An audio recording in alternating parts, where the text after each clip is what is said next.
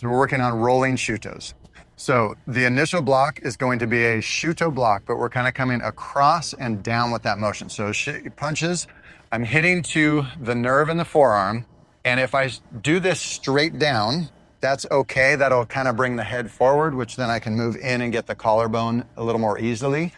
But ideally what I'm gonna do here is knock this slightly across and down. So I'm doing this, which turns the shoulders, and it takes away the potential for that other punch follow-up.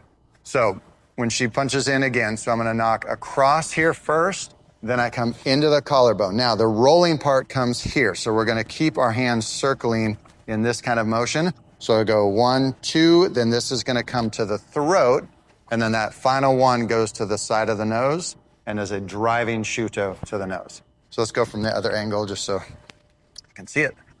So blocking across on that initial. So see how it kind of brings the arm through, down onto that collarbone, into the throat, and then right to the side of the nose for that finishing strike.